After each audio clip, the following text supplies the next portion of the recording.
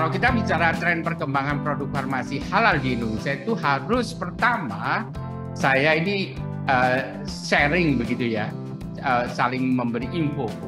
Pertanyaan saya, apakah Bapak Ibu para farmakolog, para farmasis, para apoteker sudah tahu ada peraturan yang mewajibkan bahwa produk yang beredar di Indonesia wajib bersertifikat halal, dan itu dasarnya undang-undang. Itu satu. Yang kedua, apakah Bapak Ibu sekalian itu tahu bahwa untuk mendapatkan sertifikat halal dalam proses produk halal itu harus ada beberapa profesi. Satu, kalau itu perusahaan besar harus punya namanya penyelia halal di bidangnya. Jadi kalau bidangnya terkait dengan obat, kosmetik, itu pasti ya terkait dengan keilmuan farmasi, begitu ya. Tapi kalau penyelia itu diwajibkan memiliki pengetahuan terhadap proses produk halal. Nah, di sini saya menjelaskan bahwa kondisi halal di Indonesia ini masih terus berkembang dalam penataan untuk implementasinya. Sehingga kalau pertanyaannya, Pak, yang lagi ngetren sekarang obat halal itu apa? Bicara tentang produk farmasi. Itu sebenarnya ada pertama itu terkait dengan peraturan kepala badan yang dikeluarkan ya. Sebelumnya itu memang mencantumkan produk-produk herbal. Tetapi selang beberapa bulan kemudian diperbaiki. Ternyata produk herbal itu tidak masuk kepada klasifikasi yang diklasifikasikan diperbolehkan mengajukan sertifikat halal dengan cara self-declare. Karena sertifikat halal itu ada dua jenis. Satu itu reguler. Ya, reguler itu bagi produk dengan tingkat kesulitan yang tinggi, titik kritisnya tinggi, titik kritis kehalalan, ya.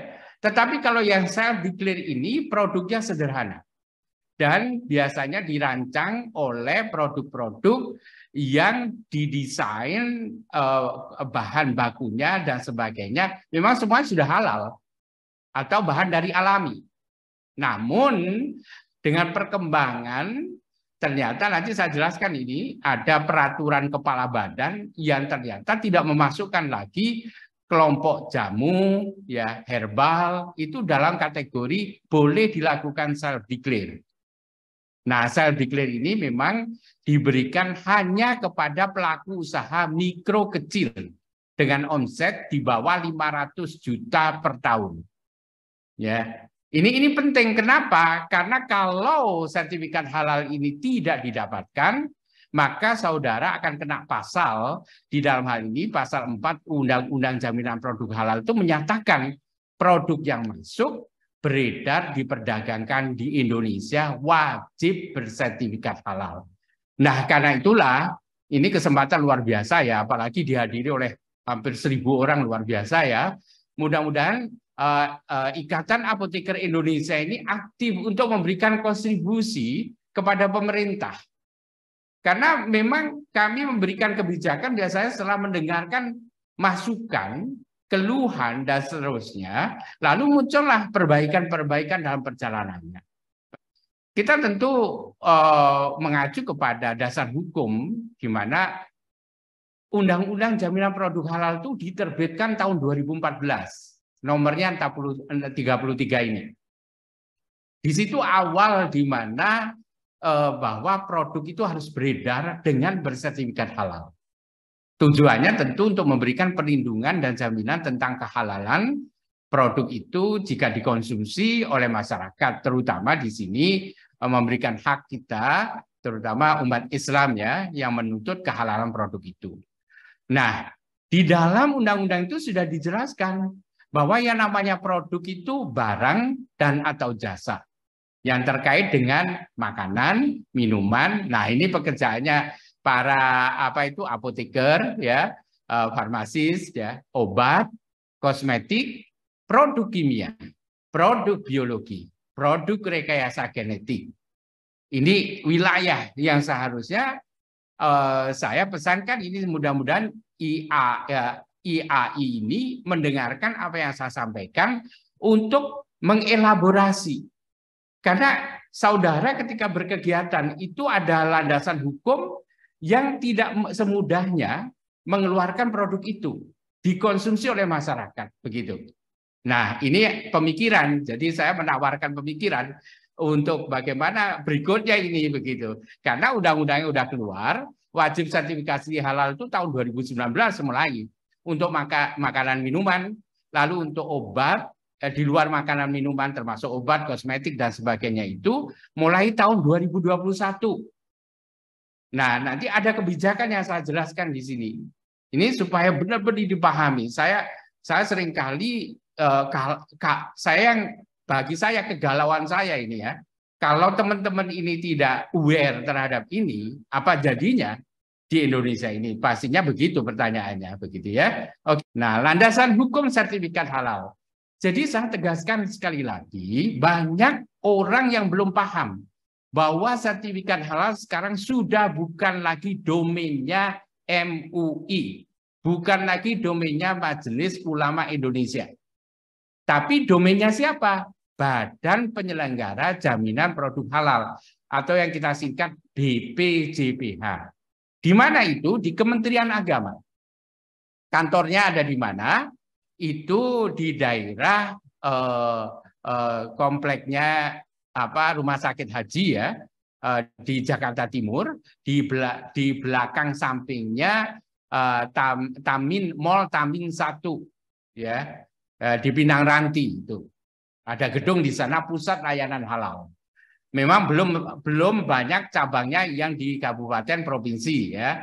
Tapi kalau di sana biasanya dilakukan oleh Satgas Halal di dinas atau kantor wilayah Kementerian Agama. Nah, saya mengatakan ini tentu kronologisnya kenapa keluar Undang-Undang Jaminan Produk Halal ini tidak terlepas dari pasal 29 ayat 1 dan 2 di UUD kita 45. Kita satu tentunya sebagai bangsa tentunya beragama begitu ya, dan diberikan hak menjalankan perintah agamanya. Nah, itu dilindungi undang-undang. Undang-undang ini diterjemahkan lagi dalam bentuk undang-undang dasar ini dalam bentuk Undang-Undang Nomor 33 Jaminan Produk Halal. Nah, ini dikeluarkan 2014 ya. Kemudian muncul lagi ya undang-undang itu terkait dengan perbaikannya yang kita kenal dengan undang-undang yang terkait dengan cipta kerja yang itu diadopsi lagi diperbaiki dalam Undang-Undang Nomor 6 yang dikeluarkan tahun 2023 untuk menetapkan peraturan pemerintah pengganti undang-undang yang saya sebutkan tadi Nomor 2 terkait dengan jaminan produk halal. Ini kronologisnya itu ya. Jadi semua ini komitmen politik yang berkonsekuensi kepada pelaku usaha ataupun orang yang melakukan kegiatan ini akan kena sesuatu yang sifatnya ya hukum begitu. Kalau seandainya melanggar gitu ya. Ini. Jadi dalam hal ini diuraikan seterusnya sampai kepada peraturan pemerintah, peraturan Menteri Agama, bahkan sampai kepada terkait tarif itu dalam surat keputusan Kementerian Keuangan. Nah, Bapak Ibu sekalian, ya tahun 2019 ini memulai sertifikat halal. Tetapi masih masa transisi. Untuk makanan minuman diberi masa transisi 5 tahun. Untuk di luar makanan minuman itu ada yang 7 tahun, 10 tahun, 15 tahun, bahkan ada peraturan presiden yang harus dibicarakan dulu antara BPOM dengan Kementerian Kesehatan terkait itu pada produk biologi dan produk-produk yang terkait dengan kesehatan. Nanti saya jelaskan itu pada kisi-kisi policy ini. Siapa yang berwenang terkait sertifikasi halal? Tadi saya sampaikan BPJPH. Kewenangannya apa? Ada di dalam pasal 6 Undang-Undang Nomor 33 tahun 2014. Walaupun bentuknya di sini itu ada ada perubahan ya. Namun perubahannya kita fokus kepada usaha mikro kecil. Nah, di sini yang paling penting saya memberikan bold di sini ya, C, menerbitkan dan mencabut sertifikat halal dan label halal pada produk itu kewenangannya BPJPH. Jadi jangan sampai, wah saya sudah mendapatkan sertifikat halal. Dari mana? Kalau bukan dari BPJPH, Anda akan kena sanksi. Oke. Nah, saya menekankan di sini pemahamannya. Pasal 1 ini tegas sekali ya. Jadi kalau kita perhatikan pasal 1 ini, produk adalah barang dan atau jasa yang terkait dengan makanan, minuman, obat, kosmetik, produk kimia, produk biologi, produk rekayasa genetik, serta barang gunaan yang dipakai, digunakan, atau dimanfaatkan oleh masyarakat. Apa barang gunaan itu seringkali bertanya? Biasanya kebanyakan produk-produk yang berangkat dari penggunaan, digunakan dari tulang, kulit, berupa tas, ya, atau mungkin berupa apa itu casingnya HP, mungkin juga di jok mobil dan sebagainya semacam itu, ya. Oke. Nah, ini yang mengikat kita di pasal 4 ini. Produk yang masuk, beredar, dan diperdagangkan di wilayah Indonesia wajib bersertifikat halal. Nah, di dalam Undang-Undang Nomor 33 ini direvisi pada Undang-Undang Cipta Kerja. Kalau dulu di dalam UU ini 4 tahun harus melakukan penyesuaian lagi, ya. Tapi sekarang enggak. Kalau tidak ada perubahan di dalam komposisi, proses produksi, maka sertifikat halal berlaku selamanya. Kalau sudah memegang sertifikat halal, produk itu berlaku selamanya. Namun hati-hati, karena ada nanti satu sidak, ya, yang baik itu berupa laporan dari masyarakat atau dilakukan sidak dari kementerian terkait untuk melihat apakah komitmen terhadap produk halal ini tetap dipegang oleh pelaku usaha.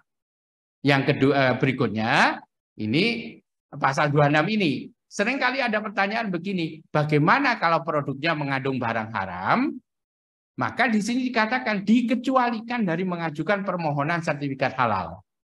Tetapi dalam hal ini siapa yang harus memberi tahu bahwa produk itu mengandung barang haram? Pelaku usahanya. Karena di sini ditekankan pelaku usaha sebagaimana dimaksud wajib mencantumkan keterangan tidak halal pada produknya. Hal yang penting ini di dalam perjalanan tadi saya katakan bahwa produk halal di Indonesia itu terus berkembang mengikuti aturan karena kita mendapatkan masukan dari asosiasi, dari ikatan, dari para ahli-ahli di bidangnya ini. Maka di sini kita menjelaskan bahwa ada hal penting yang harus dicatat.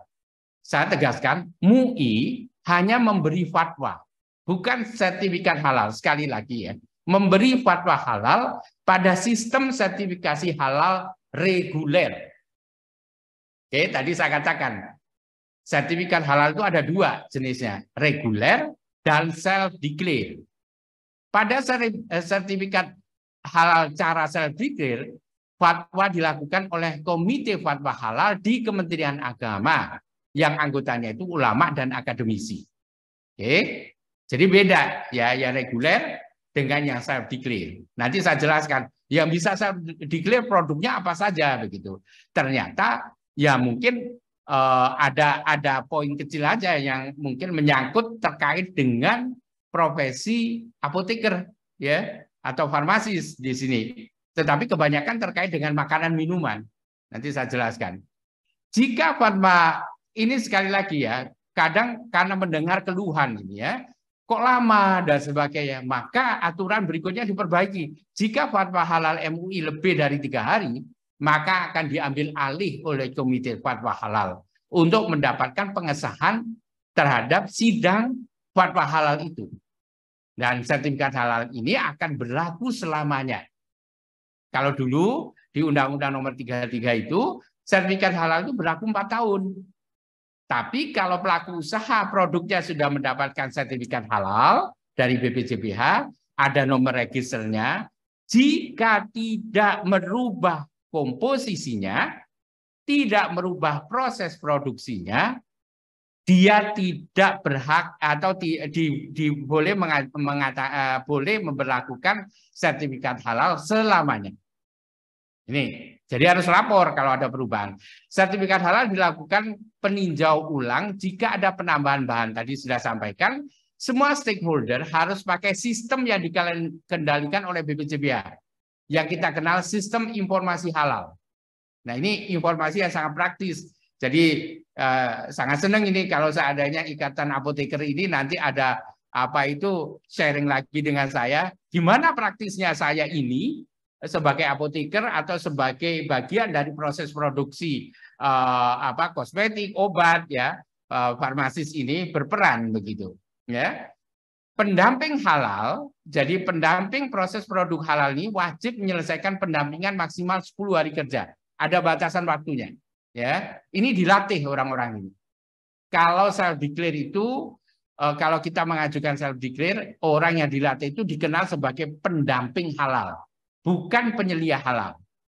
Karena pendamping halal ini tidak melakukan uji kompetensi, ya. Tapi kalau penyelia halal dan auditor halal itu harus uji kompetensi, ya, yang diselenggarakan oleh badan yang diakui oleh negara, ya, sebagai penyelenggaranya. Kita memasuki bagaimana kalau saya itu pelaku usaha mengajukan sertifikat halal. Tadi saya katakan produsen harus memiliki penyelia halal.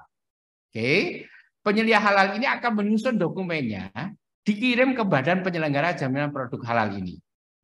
Bisa melalui provinsi, kota, kabupaten, ya, di kantor wilayah Kementerian Agama. Oke.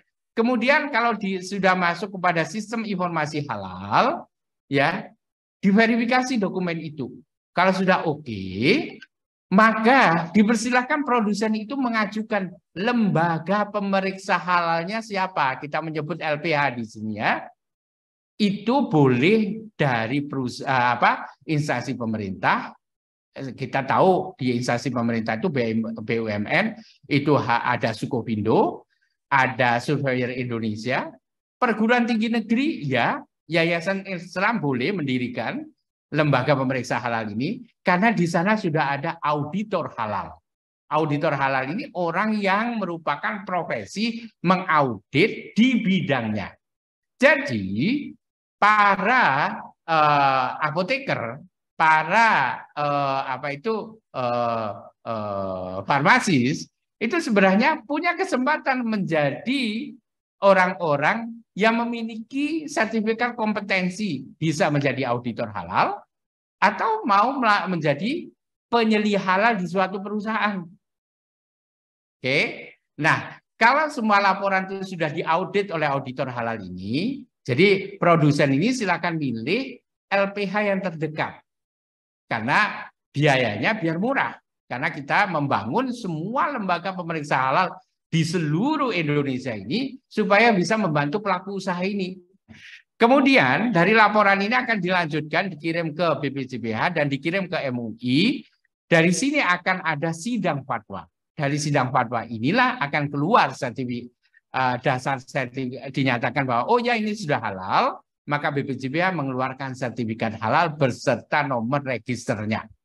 Nah, prinsip dasar yang digunakan di dalam sertifikasi halal produk kita itu kita mengenal namanya sistem telusur, traceability.